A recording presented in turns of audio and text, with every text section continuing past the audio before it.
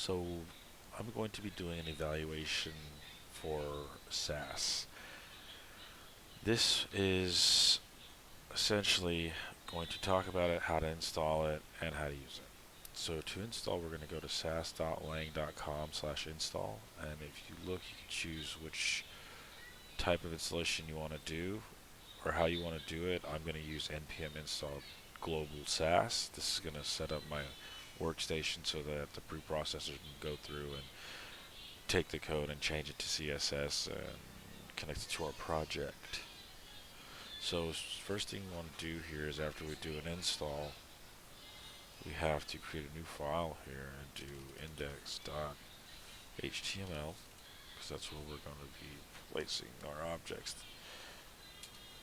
that we want to apply processor to.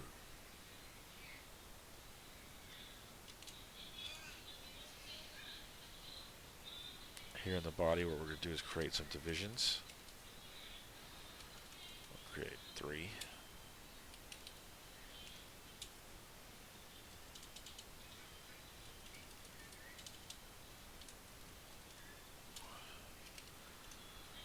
And we're going to give these all a class of square.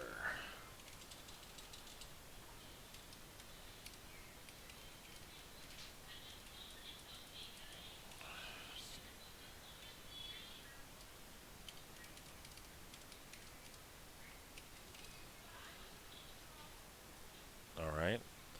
And so in order for you to get Scss to do its work, we're going to have to get it to watch for one file and push to another file. So let's go ahead and create a new file. We'll call this style.scss. Make sure that's in the same folder as your index. And then down here, what we're going to do is we're going to say Scss --watch. You want to watch the style.scss, and then your output file, which will just say style.css. And what that's going to do, it's going to watch this file, and any changes you make to it, it's going to process it and turn it into your CSS file. Let's go ahead and link our CSS.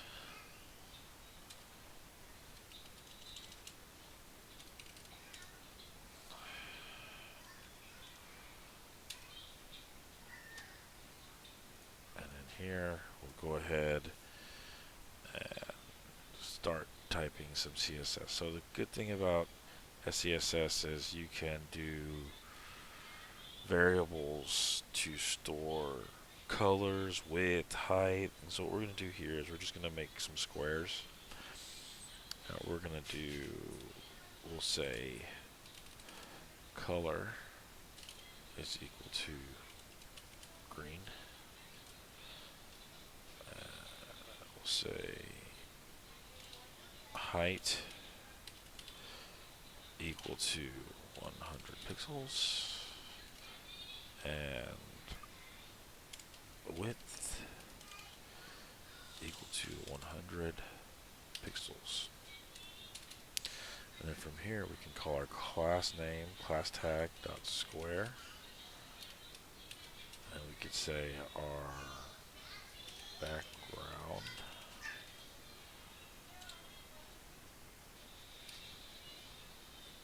will be the color.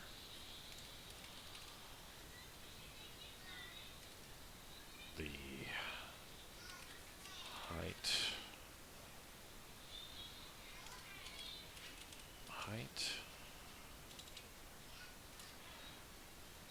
width.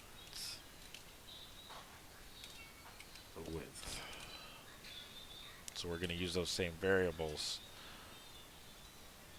And what you see here is all 3 of our. Let's go ahead and give a margin here. 20 pixels. That way we can kind of see what we're doing with these squares. As you see, so we got the 3 squares, and we're using the variables essentially to apply the properties. Now, the only difference between this and Sass is like the way you would write stuff, and essentially in Sass you would just indent. So it would be like body tab width $sign width height $sign height, things like this. It's just the way you write it. There's a difference between SCS, and Sass context. And so another thing that we can use besides this is almost something like a function. It's called a mix-in, and you can insert this into your CSS. It's in order to make it, if you have like a browser compatibility issues or something like this. So, for example, we'll do an animation for these squares. We'll do at mix-in animation, and then in here it's like a function, so you're going to pass in your property. So we'll say $sign property, okay, and then in here we're going to assign essentially everything that you would assign for the animation.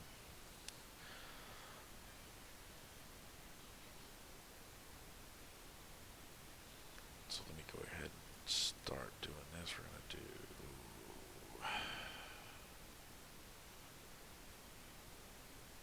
this here. Copy and paste some stuff in here real quick. So this is essentially our animation mix-in. We can change these right here.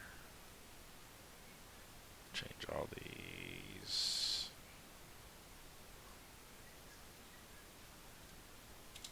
to $sign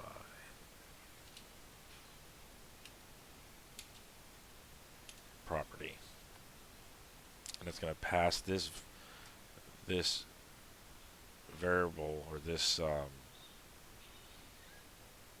item, into each one of these, so that you don't have to write all this stuff over and over again. And then what you do is, inside your object, you're going to include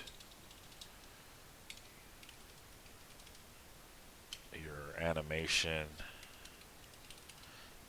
with the property that you want. And then you can see it's adding it to all of them, and all you had to do is just include the animation function, which we created up here. And that's about it when it comes to using those things for like modularization and reusing CSS. You just create these mix-ins and include them anywhere you want to. You also create these properties and you include them anywhere you want to. You can pretty much write CSS as JavaScript. So, and that is my evaluation for Sass and CSS. Thank you.